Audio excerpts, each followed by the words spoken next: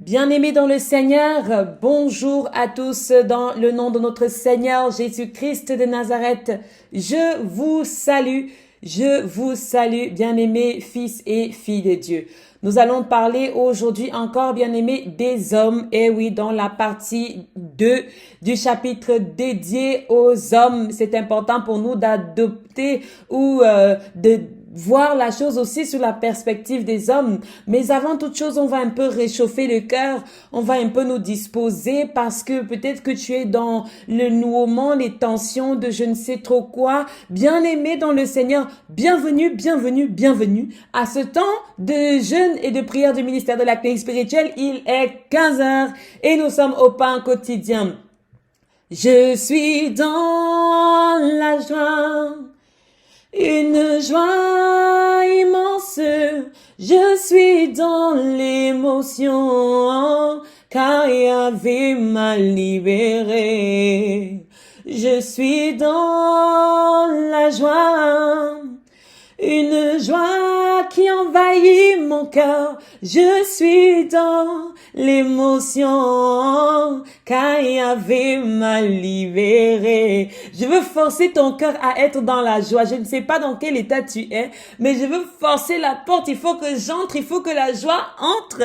Je chanterai de tout cœur les merveilleux de mon papa Yahvé, qui m'a ôté des ténèbres et m'a délivré de tout péché. Encore, je chanterai de tout cœur les merveilleux de mon papa Yahvé, qui m'a ôté des ténèbres et m'a délivré de tout péché. Mon papa est fidèle, il ne m'abandonne jamais. Je n'ai plus rien à craindre, car Yahvé m'a libéré. Je suis dans la joie, une joie immense. Je suis dans l'émotion, car Yahvé m'a libéré. Je suis dans la joie, une joie qui envahit ma vie. Je suis dans l'émotion, car Yahvé m'a libéré.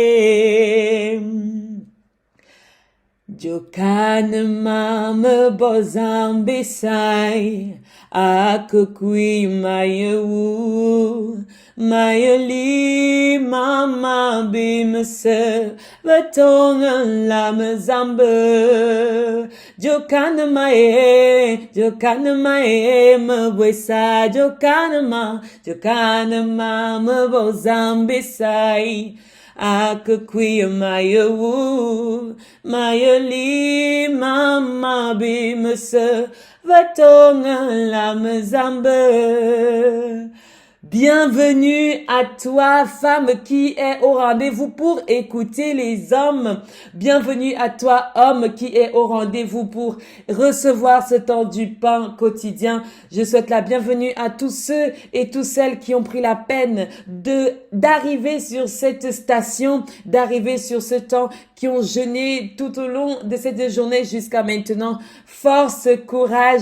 Vous êtes presque au bout. Ensemble, nous le sommes presque au bout. Il nous reste quelques jours, bien-aimés dans le Seigneur.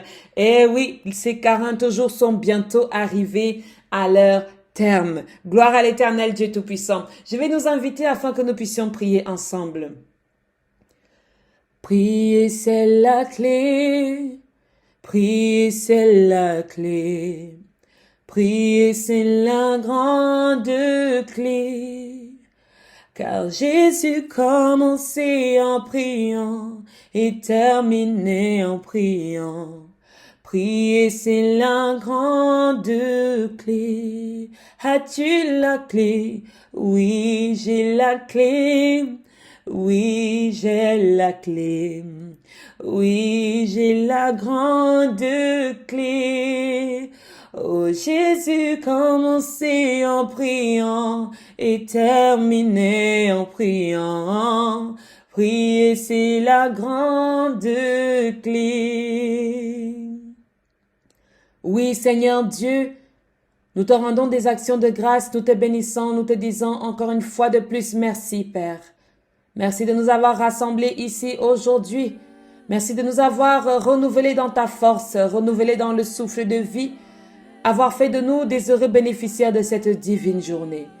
Merci, Père éternel, pour tout ce que tu ne cesses d'accomplir. Seigneur, mon Dieu, mon roi, voici venu le temps du pain quotidien où nous partageons, Seigneur, tout ce que tu as prévu pour chacun d'entre nous. Éternel, mon Dieu, mon roi, merci, merci parce que tu vas toucher notre cœur. Tu vas nous parler, tu vas nous enseigner, tu vas nous montrer, Seigneur, la voie que nous devons suivre et même nous donner des instructions, Père éternel, pour ce que nous avons à faire. Merci Seigneur de toucher le cœur de tous les hommes qui vont recevoir ce temps de prière et de toucher aussi le cœur des femmes qui vont recevoir aussi afin que nous soyons Seigneur de bonnes accompagnatrices, de bonnes femmes pour nos époux, pour nos hommes dans le nom de Jésus-Christ que nous avons ainsi prié. Amen, amen, amen. Bien-aimés dans le Seigneur, vous savez lorsque je chante le chant prier c'est la clé. Ça me fait beaucoup penser à ma fille lorsqu'elle le chante. Elle dit Jésus, elle le chante en disant Jésus est la clé. Ce que je trouve très intéressant, elle dit Jésus est la clé, Jésus est la clé, Jésus est la grande clé. Car il commençait en priant et terminait en priant. Oui, Jésus c'est la grande clé. C'était tellement touchant la première fois qu'elle a fait ça et je voulais vous le partager. J'espère aujourd'hui que cette version-là vous suscite aussi quelque chose dans votre cœur. Nous allons parler aujourd'hui des hommes, partie 2. Bien-aimés, sachez qu'on ne peut pas toucher de manière complète tous les sujets. On va essayer d'aborder 2-3 segments, 2-3 perspectives. Et bien sûr, maintenant, il est libre à vous d'amener plus loin les sujets qui ont été évoqués ici. Nous allons parler de l'homme dans le ministère. Alléluia. Nous allons parler de l'homme dans le ministère. Et nous allons commencer, bien-aimés dans le Seigneur, aujourd'hui, ça ne va pas être compliqué, d'accord? Aujourd'hui, ça ne va pas être compliqué. Il y a des hommes de Dieu qui passent par une sorte de consécration, des hommes de Dieu, donc des prophètes, des serviteurs de Dieu, qu'il est nécessaire de oindre. Ensuite, il y a des hommes de Dieu qui n'ont pas forcément été oints par l'homme, mais qui ont été choisis par Dieu. Et il y a ceux qui sont un peu comme Jésus, les faiseurs de choses. Alléluia, les faiseurs de choses. Nous allons essayer de passer par ces différentes catégories de personnes. Et nous allons commencer d'abord par le prophète Samuel lorsqu'il va maintenant oindre David. C'est simplement pour nous parler ici d'une première étape, d'une perspective, celle de la consécration, celle de l'intronisation, ou voilà, celle du transfert, du vêtement. Alléluia. Nous allons aller dans la Bible, dans l'Ancien Testament. Suivez avec moi dans le livre de 1 Samuel. Nous sommes dans le livre de 1 Samuel chapitre 16. Dans le chapitre 16, allez, nous allons commencer à partir du verset 7.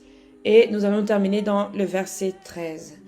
Alors ici, juste pour contextualiser la lecture, bien-aimés dans le Seigneur, qu'est-ce qui va se passer ici? Donc, le prophète Samuel, en fait, l'homme de Dieu, va être envoyé dans la famille de Isaïe pour aller oindre un nouveau roi. C'est-à-dire une nouvelle personne pour le ministère royal. Alléluia. Alors l'Éternel dit donc à Samuel, « Je t'enverrai chez Isaïe. » Amen. Et l'Éternel dit à Samuel, « Ne prends point garde à son apparence et à la hauteur de sa taille, car je l'ai rejeté. L'Éternel ne considère pas ce que l'homme considère. L'homme regarde à ce qui frappe les yeux, mais l'Éternel regarde au cœur. » Isaïe appela Abinadab et le fit passer devant Samuel.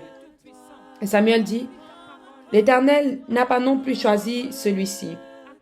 Isaïe fit passer Shama. Et Samuel dit, l'Éternel n'a pas non plus choisi celui-ci. Isaïe fit passer ses 7 fils devant Samuel. Et Samuel dit à Isaïe, l'Éternel n'a choisi aucun d'eux. Puis Samuel dit à Isaïe, sont-ce là tous tes fils? Et il répondit, il reste encore le plus jeune, mais il fait paître les brebis. Alors Samuel dit à Isaïe, envoie le chercher, car nous ne nous placerons pas avant qu'il ne soit venu. Isaïe l'envoya chercher et il était blond, avec des beaux yeux et une belle figure. L'Éternel dit à Samuel, lève-toi, oins-le, car c'est lui. Samuel prit la corne d'huile, éloigné au milieu de ses frères. L'Esprit de l'Éternel saisit David. À partir de ce jour et dans la suite, Samuel se leva et s'en alla à Rama. Alléluia. Bien-aimés dans le Seigneur, j'aurais pu commencer ici aussi par parler de Samuel qui oint c'est-à-dire qui oint Saül. Alléluia, comme roi.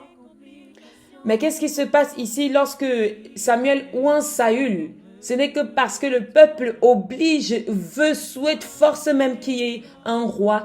Et quand on force certaines choses, en fait, il arrive qu'on ait des mauvais rois. Des rois qui ne sont pas bons, qui n'ont pas le bon cœur que l'Éternel Dieu veut. Et voici une première catégorie de serviteurs dans le ministère. C'est-à-dire que tu es déjà oint, on t'a élu, tu es déjà reconnu de tous, mais tu ne fais pas bien le travail que Dieu veut. Je parle ici de Saül, bien-aimé dans le Seigneur. Il y a beaucoup de Saül dans le ministère.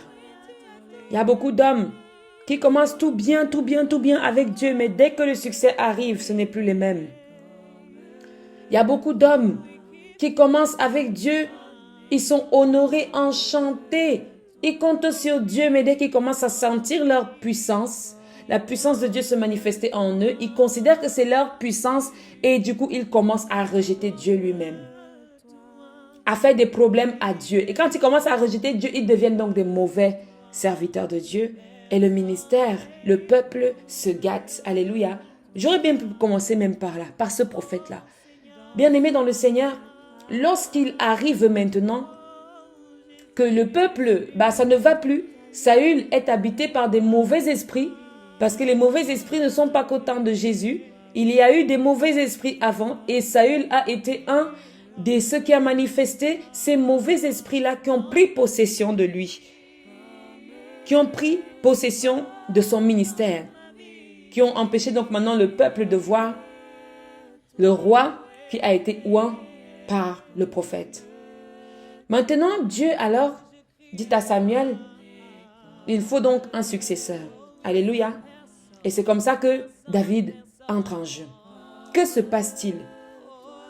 Samuel va rendre visite à Isaïe, le père de 7 fils. Alléluia.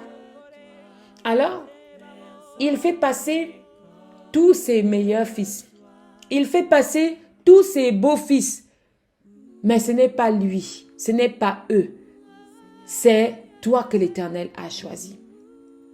Toi qui peux être comme David aujourd'hui. Le rejetons.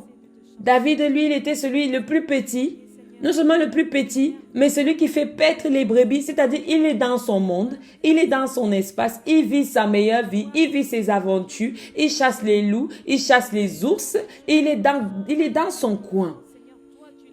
Et l'Éternel va faire quelque chose. L'Éternel va dire, en fait, qu'il ne regarde pas à la chair, mais il regarde au cœur. Il regarde au cœur. Homme de Dieu qui m'écoute aujourd'hui, toi qui penses, qui ressens même un certain appel comme a eu David, dans le sens où tu n'as pas été le premier qu'on a choisi, mais tu es celui que Dieu a choisi. On ne pensait pas que ce serait toi, mais tu es celui que Dieu a choisi. Tu es celui que Dieu a choisi pour un tas de choses à faire dans le monde. Tu es celui que Dieu a choisi pour un tas de travail à exécuter dans le monde. Bien-aimé dans le Seigneur, c'est aujourd'hui ton histoire. Tu as été oint parce que bien-aimé dans le Seigneur, on m'en a dit, en fait, il y a différentes manières d'être dans le ministère. Il y a ceux qui sont oints, que Dieu envoie oindre, ceux qui sont élus. Il y a ceux qui sont oints, ceux qui ont besoin de passer par la soutane, ceux qui ont besoin de passer par la consécration, ceux qui ont besoin de passer par l'initiation, il y a tout cela, l'intronisation. Ceux qui ont besoin de passer par là. Comme David. David a été oint. Et lorsqu'il a été oint, il a reçu quoi? L'Esprit de l'Éternel le saisit. L'Esprit de l'Éternel le saisit. Alléluia. Bien-aimé dans le Seigneur. L'Esprit qui t'a saisi. Tu constates aujourd'hui que cet Esprit qui t'a saisi pendant ta consécration, c'est comme s'il dormait en toi. C'est comme s'il sommeillait. C'est comme s'il t'avait quitté. C'est qu'il y a quelque chose qui ne joue pas. C'est que tu es en train de vaciller entre Saül et David. C'est que tu es en train de faire des allers-retours entre derrière et devant. Et il y a beaucoup de personnes qui font ça. Bien-aimés dans le Seigneur, nous devons un peu essayer d'arrêter certains comportements dans la chose de Dieu. Les comportements hésitants, les comportements hasardeux, les prières hésitantes, les prières hasardeuses. Nous devons arrêter ça. Parce que lorsque nous recevons comme David a reçu, maintenant, quand on grandit, quand tu deviens le roi, tu commences à faire n'importe quoi. Tu commences à agir n'importe comment. Tu commences à prendre n'importe quelle décision sous prétexte que tu es le roi, sous prétexte que tu es celui que Dieu a choisi. Parce que maintenant, il y a certains que quand ils savent que Dieu les a choisis, oh my God, c'est tout un problème. C'est tout un problème. Je veux que nous sachions que Dieu regarde à notre cœur. Si ton cœur n'est pas prêt à certaines choses, c'est normal que ta vie tourne encore en rond. Si ton cœur n'est pas prêt à certains changements, nous avons parlé hier de Bartimée. Si tu n'es pas prêt à jeter ton manteau, bien-aimé dans le Seigneur, c'est difficile. Si tu n'es pas prêt à abandonner ton ancien toi pour ce nouveau toi que Dieu veut que tu sois, ça va être difficile. Il regarde à notre cœur. Veillons à ce que dans notre cœur, tout soit clair, tout soit bien, tout soit propre, tout soit comme il faut. Alléluia. Bien-aimé, et pour ça, il ne te faut pas beaucoup de travail. Il te faut être vrai avec toi-même et avec ton Dieu. Vivre dans l'humilité, l'amour de toi-même et de ton prochain comme toi-même. L'amour de ton Dieu, de tout ton cœur, de toute ton âme, de toute ta pensée. Et vivre dans l'harmonie et la paix. Beaucoup d'entre nous, lorsque le ministère commence à croître, et certains même pensent que le ministère croît parce qu'il y a les manifestations. Le ministère ne devient pas plus grand parce qu'il y a des manifestations. Le ministère devient plus grand parce que Dieu se manifeste et qu'il nous touche, qu'il nous transforme. Ce n'est pas parce que quelqu'un fait les manifestations du démon que le ministère devient plus grand. C'est lorsque nous exerçons la liberté que le Seigneur Jésus-Christ nous a donnée. Ce n'est pas la manifestation qui fait la délivrance. Ça commence par la disposition de ton cœur. Ça commence par la disposition de ta vie, la disposition de ta maison, la disposition de ton être tout entier. Bien-aimé dans le Seigneur, peut-être que cela quelque part semble un peu flou, mais nous allons nous comprendre. Alléluia.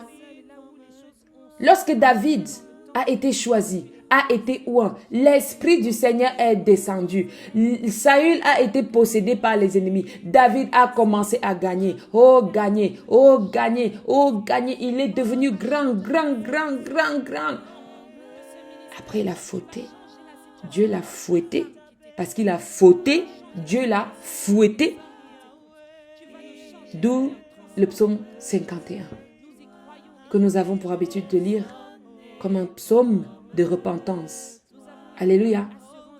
Alors, bien-aimés dans le Seigneur, c'est parfois lorsqu'on devient grand, on devient grand, de plus en plus grand, de plus en plus grand, et on s'en va faire du mal aux gens. On s'en va tuer. On s'en va faire des sacrifices parce qu'il faut encore l'onction du ministère. Il faut plus de puissance, plus d'autorité, plus d'éléments, plus de tout. L'insatiabilité de l'humain prend le dessus et l'Esprit de Dieu est mis au second plan. Si dans ton ministère aujourd'hui, je veux te parler à toi, homme, tu sens cela, reviens à l'Éternel. Reviens à de bons sentiments. Accepte même de déposer le vieux pasteur que tu étais pour devenir ce pasteur qui naît de nouveau. Accepte de déposer le vieux prêtre que tu étais pour devenir ce nouveau prêtre qui naît de nouveau. Ce prêtre qui vit dans le Seigneur. Acceptez de quitter l'ancien pour entrer dans ce que Dieu a voulu. Dieu a prévu. Parce que c'est comme ça que David a survécu. Si Dieu a choisi David, c'est parce que son cœur était prêt à la repentance. Il faut que ton cœur soit prêt à la repentance. Il faut que ton cœur soit prêt à dire désolé, à dire pardon. Bien-aimé dans le Seigneur, on est bon pour cette première partie. Alléluia. Dans la deuxième partie, je veux nous inviter ici à partager ensemble l'évangile de Matthieu. L'évangile de Matthieu, nous allons lire un premier bout dans le chapitre 3 et ensuite nous allons lire le deuxième bout dans le même chapitre mais dans des versets plus loin pour que la lecture ne soit pas trop longue. Alléluia. Alors, nous lisons ensemble. Donc, nous avons parlé, je récapitule juste un peu. Nous avons parlé de ces hommes de Dieu qui sont comme Saül, choisis du peuple, mais qui, parce que le cœur n'est pas pur, parce que le cœur n'est pas bon, le ministère se gâte. Il y a ceux qui sont choisis de Dieu, qui sont capables de reconnaître leurs fautes et de revenir à des bons sentiments et qui passent par l'élément de la consécration parce que tous passent par les mains de Samuel.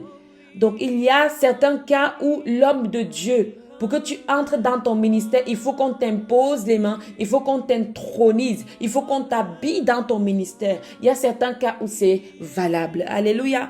Mais voici quelqu'un d'autre dont les choses ne se passent pas tout à fait de la même façon, mais qu'il est choisi quand même. Alléluia. Nous parlons ici de Jean-Baptiste. Est-ce que tu peux dire Jean-Baptiste? Alors, en ces temps-là, parut Jean-Baptiste prêchant dans le désert de Judée. Chapitre 3, verset 2, il disait « Repentez-vous car le royaume des cieux est proche. » Jean est celui qui avait été annoncé par Ésaïe le prophète. Lorsqu'il dit « C'est ici la voix de celui qui crie dans le désert, préparez le chemin du Seigneur, aplanissez ses sentiers. » Jean avait un vêtement de poil de chameau et une ceinture de cuir autour de ses reins. Il se nourrissait de sauterelles et de miel sauvage. Les habitants de Jérusalem, de toute la Judée et de tous les pays des environs du Jourdain se rendaient auprès de lui. Et confessant leurs péchés, ils se faisaient baptiser par lui dans le fleuve du Jourdain. Alléluia. Bien-aimés, ici dans le Seigneur, Jean-Baptiste est donc le cousin de Jésus. Alléluia. Ce cousin-là n'a pas été loin des mains des hommes. Ce cousin-là, on dit qu'il vivait dans le désert. Il vivait comme ça. On ne sait pas s'il vivait avec ses parents. On ne sait pas d'où il sort. On ne sait même pas où il va. Mais il a fait une chose que l'Éternel a voulu qu'il fasse. Il a été qui? Le cousin de Jésus. Ce Jésus dont on va parler après. Il a été le cousin de Jésus. Alléluia. Parfois, Dieu peut même utiliser ton cousin pour te servir de passage. Mais toi, aujourd'hui, peut-être tu es même en train de mal parler de tes cousins, je ne sais pas. Parfois, Dieu peut utiliser quelqu'un de proche de toi pour que quelque chose se manifeste dans ta vie. Je veux parler du ministère d'un homme qui ressemble à celui de Jean-Baptiste. Jean-Baptiste n'a rien fait d'autre que de prêcher la repentance. Jean-Baptiste n'a rien fait d'autre que de prêcher la repentance. Et il faisait quoi en le prêchant? En baptisant les gens. En baptisant les gens. On n'a pas d'antécédent de Jean-Baptiste. On n'a pas tous ces alentours et les contours que l'on a de lui. C'est Dieu qui l'a placé. Annoncé par le prophète Ésaïe, c'est Dieu qui l'a choisi, c'est Dieu qui l'a placé là, c'est Dieu qui fait de lui ce qu'il veut, c'est Dieu qui l'a utilisé pour la mission de Jésus. Il y a des serviteurs de Dieu qui n'ont pas forcément besoin d'être consacrés, mais Dieu les utilise.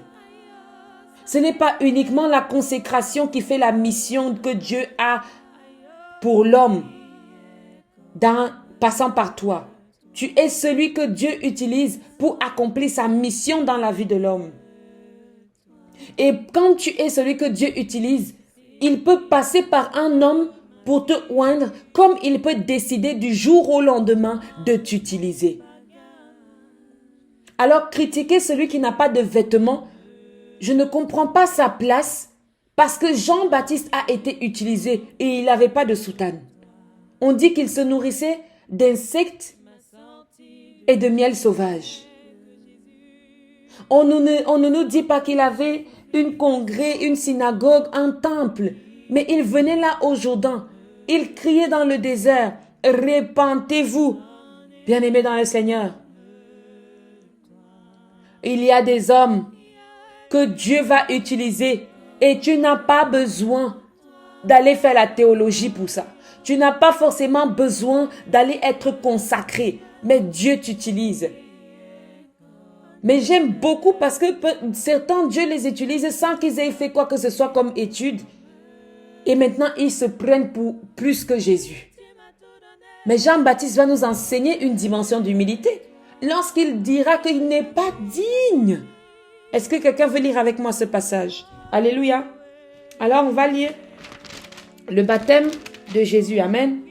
Le baptême de Jésus. Alors, Jésus vint de la Galilée au Jourdain. Je suis à partir du verset 13 dans le même chapitre. On a dit chapitre 3 et je suis ici au verset 13. Alors, Jésus vint de la Galilée au Jourdain vers Jean pour être baptisé par lui. Pour être baptisé par lui. Jésus, qui est fils de Dieu, qu'on a dit qu'il est fils de Dieu, a besoin de passer par son cousin pour recevoir. Bien-aimé dans le Seigneur, je ne sais pas aujourd'hui, mais sache que si tu es celui qui te considère comme l'élu dans ta famille, le Jésus de ta famille, sache que parfois tu as besoin de passer par ton cousin. Imagine un peu si Jean-Baptiste et Jésus avaient des cousins, comme on avait des cousins, et puis avec ces cousins-là, tu as des problèmes comme on a aujourd'hui en 2023. Conflit par-ci, conflit par-là. Si tu as quelque chose à recevoir de ton cousin, alors, toi qui es consacré, toi qui es élu, toi qui es appelé de Dieu, toi qui es le Jésus de ta famille, parfois même Dieu va demander que tu ailles passer par quelqu'un que tu méprises pour qu'il te oigne. Alléluia. Parfois même Dieu va demander que tu passes par un membre de ta famille. Imaginez un peu si Jésus avait des conflits avec Jean-Baptiste. Les conflits, les petits conflits qu'on peut même avoir avec nos cousins aujourd'hui. Bien-aimés dans le Seigneur, je sais que le monde n'est pas facile. Je ne suis pas en train de dire que nous vivons dans un monde utopique. Si tu as des problèmes avec ton cousin, tu sais quelle est l'origine du problème. Mais je veux te dire ceci. Sois celui qui fait preuve d'humilité. Sois celui qui travaille dans l'humilité pour dire que non, si Dieu a prévu quelque chose pour moi dans la vie de mon cousin, je suis prêt, je suis prête. Bien-aimé, parfois même il le dira pour ton frère. Il te fera passer par ton frère pour arriver à certaines situations. Ne méprise personne. Garde la paix avec tout le monde tant que tu peux. Alléluia. Vivre sa vie ne veut pas dire être méchant. Amen. Mais Jean s'y opposait en disant, c'est moi qui ai besoin d'être baptisé par toi et tu viens à moi. Alléluia. Je suis au verset 14. Jean reconnaît que son cousin as the big boss. Il dit, mais c'est moi qui ai besoin d'être baptisé par toi. Ce n'est pas toi. Vu ce que tu es, vu qui tu es, je ne suis là que pour annoncer. Bien-aimé dans le Seigneur, toi qui es un homme aujourd'hui, tu peux accepter cette position. Je ne suis là que pour délier, que pour essuyer un peu le pâté pour que tu marches. Amen. Lorsque tu as reconnu que Dieu veut utiliser quelqu'un dans ta vie, accepte d'être celui qui prépare le chemin. C'est une grande mission parce que Jésus a eu besoin de passer par là. Lorsque Jésus va passer par ce baptême, il va recevoir comme de nouveaux êtres humains, bien-aimés dans le Seigneur. Il va recevoir l'Esprit de Dieu. Mais ce n'est que par les mains de Jean-Baptiste. Ce n'est que par les mains de Jean-Baptiste. Parfois, il faut certaines mains pour décanter des situations dans ton ministère. Parfois, il faut certaines mains pour décanter des situations dans ton parcours spirituel. Tu sens que ta vie stagne. Tu sens que tu arrives à un âge où les choses n'avancent pas. Il faut accepter de passer par certaines mains pour que les choses commencent à avancer. C'est-à-dire que c'est Jésus qui va vers Jean-Baptiste. Ce n'est pas Jean-Baptiste qui a dit à Jésus que viens, je te fais le baptême. Non! Toi qui es peut-être consacré aujourd'hui, toi qui es le Jésus de ta famille aujourd'hui, toi qui es l'élu de ta famille aujourd'hui, parfois il est nécessaire de t'abaisser un peu, juste un peu, un tout petit peu pour aller demander à Jean-Baptiste. Parce que tu as besoin de Jean-Baptiste. Alléluia. Ne méprisez pas le serviteur. Ne méprisez pas le ministère de Jean-Baptiste. Ne méprisez pas celui qui n'a pas la cravate, qui n'a pas la soutane et qui marche et qui mange des insectes. Parce que c'est celui-là qui a baptisé le roi des rois. C'est celui-là qui a baptisé le Fils de Dieu. Alléluia. En fait, il y a une image qui me vient dans la tête. Parfois, on méprise un peu les rastamans qui sont dehors, ne sachant pas que c'est par eux que passent certaines autorités dans le monde pour avoir des réponses à des questions. Jésus aurait pu passer par les scribes qui connaissaient tellement sur la chose de Dieu, mais il est allé dans ce Jourdain-là, partant de la Galilée, pour aller voir son cousin. Maïna, au Botanema, je veux que tu me bénisses, que tu me baptises. Alléluia, je veux parler à quelqu'un qui pense que le ministère n'est que celui qui est placé ou classifié dans un certain type de vêtements pastoral, vêtements ecclésial.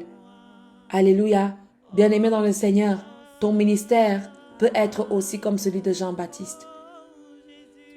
Et c'est un ministère qui marque le temps. C'est Jean-Baptiste, nous en parlerons aussi lorsque nous parlerons de Jésus. Parce que Jésus, dans toutes les histoires, il se fait baptiser par lui. Ne te néglige pas dans ton ministère toi-même.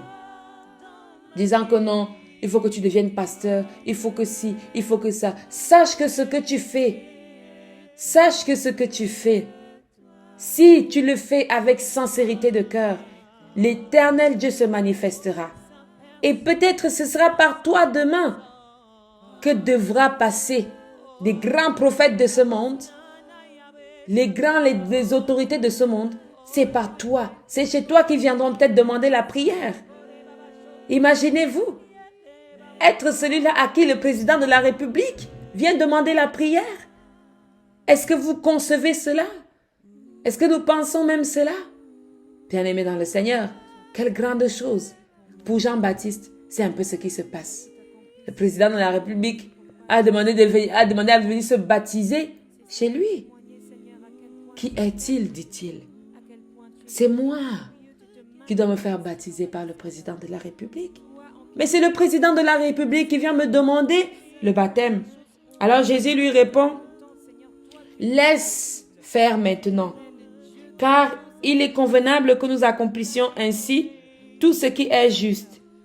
Et Jean ne résista plus. Parce que oui, ça fait même peur de se dire que moi je ne peux pas. Je n'ai pas la force. Qui suis-je pour venir te baptiser, toi, homme de Dieu? Qui suis-je pour venir t'habiller, toi, homme de Dieu? Alors j'aime beaucoup aussi. Le Seigneur Jésus lui dit, laisse faire. Que c'est bon. Allons-y. Faisons ce qui doit être fait. Mon cousin, mon frère, mon père. Alléluia. Faisons ce qui doit être fait. Accomplissons ce qui est écrit. C'est-à-dire que cette fusion avec Jean-Baptiste. Ici, nous parlons de deux cas de ministère. Je parle de Jésus et de Jean-Baptiste. Voyez avec moi, bien-aimé, si Jésus avait eu les problèmes avec son cousin, comme toi, tu as les problèmes avec ton cousin là, et que Dieu demande que tu passes par là-bas, il y aurait eu débat. Oh, demande-moi d'abord pardon pour tout ce que tu as fait. Rembourse-moi d'abord mon argent. Fais-moi d'abord ceci. Yo, bien-aimé dans le Seigneur. Nous gaspillons beaucoup notre salive. Nous gaspillons beaucoup notre salive. C'est pourquoi Jésus va lui dire, laisse faire donc. Accomplissons. Il est convenable que nous accomplissions ainsi tout ce qui est juste. Et ça, c'est une chose juste que nous devons accomplir. Bien-aimé dans le Seigneur. Je veux parler à un homme qui a le ministère de Jésus dans la guérison, dans la manifestation, ce ministère de la parole, ce ministère de la foi, ce ministère de l'enseignement. Toi seul, tu incarnes tous les ministères. Si tu es donc celui-là qui incarne tous les ministères aujourd'hui, fais preuve du plus grand ministère de Jésus, l'humilité et l'amour. Alléluia. Fais preuve des plus grands caractères que Jésus avait en lui. L'humilité et l'amour. C'est important pour ton ministère. C'est important pour ton ministère. Il y a des gens qui vont être ouins. Il y a des gens qui sont choisis de Dieu. Et il y a des prophètes qui sont prédestinés de Dieu. Il y a des pasteurs, différents ministères, différents dons, mais le même Dieu. Ne nous concurrençons plus entre nous. Cessons d'évaluer le don le plus élevé, le plus haut. Parce que Dieu dit quoi? L'homme regarde à ce qui plaît aux yeux. Moi, je regarde au cœur. Bien-aimés dans le Seigneur. Faisons la volonté du cœur de notre Père. Et si nous n'en sommes pas capables, au moins cherchons à la faire. Cherchons à faire la volonté du cœur de notre Père. Alléluia. Bien-aimés dans le Seigneur. C'est ici que je veux parler à un homme qui entre dans son ministère. Le ministère n'est pas forcément la soutane. Le ministère n'est pas forcément se tenir à l'église. Mais ce ministère peut être partout. Jean-Baptiste ne se tenait pas dans une église. Il baptisait dans l'eau. Il prêchait dans le désert. Il criait dans le désert. Je ne te demande pas forcément d'aller crier aujourd'hui, mais d'être celui-là qui reflète, celui qui montre le chemin aux autres. Bien-aimés, nous devons cesser d'user de notre identité spirituelle pour commander les gens dans l'église, pour commander les gens dans leur famille même. Abuser de notre autorité spirituelle, parce que cette autorité est une part de Dieu, elle nous vient de Dieu. Quand la parole de Dieu dit, il a reçu le nom au-dessus de tous les noms, le nom qui fait fléchir tout genou sur la terre et dans le ciel. C'est par autorité qu'il le fait. Et lorsque Paul dit, ce n'est plus moi qui vis, mais c'est le Christ qui vit en moi, c'est que l'autorité du Christ également vit en nous. Mais nous abusons de cette autorité pour aller manipuler les gens, pour aller discriminer, pour aller influencer, pour aller escroquer, extorpier, demander aux gens de donner leur tripe. Bien-aimés dans le Seigneur, je veux aussi parler à ce ministère de Jésus. Ce ministère de Jésus qui ne demandait rien en retour, si ce n'est de croire. Il ne demandait rien si ce n'est de croire. Jésus ne te demandait pas de le suivre, sauf dans le cas des disciples qui voulaient vraiment avoir son équipe de travail. Oui, tu peux avoir ton équipe de travail, mais ne te forcez pas Dans tout ce qui faisait partie des membres de la foule, Jésus n'a pas forcé quelqu'un. Les gens le suivaient instantanément par les actions qu'il faisait. Et il les faisait de manière gratuite. Toi, aujourd'hui, qui la première chose que tu dis, c'est argent. La première chose que tu fais a un lien avec l'argent. La première action, c'est argent. Bien-aimé dans le Seigneur, ça devient difficile même pour les gens de croire en ce que nous faisons, de croire en ce que nous disons. Je veux parler à un homme aujourd'hui dans son ministère. Tu as un ministère auprès de ta famille. Sache-le. Je veux parler à un homme. Tu as un ministère auprès de ta famille.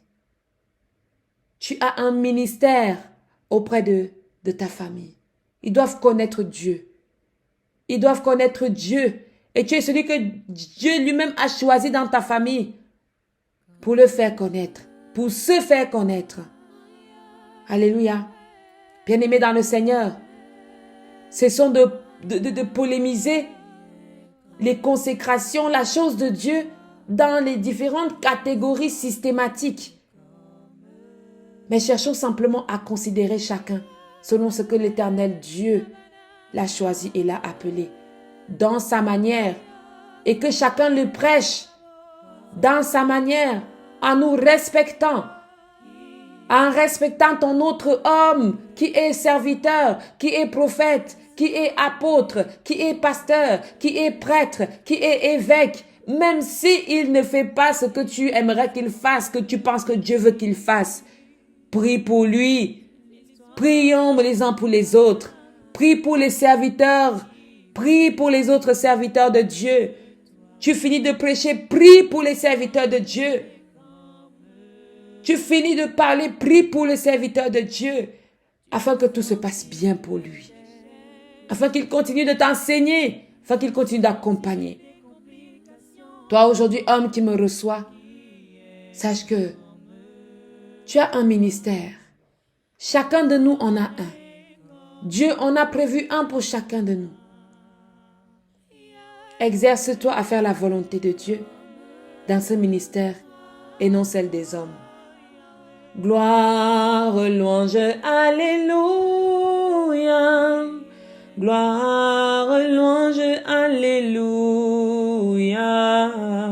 Gloire, louange, alléluia.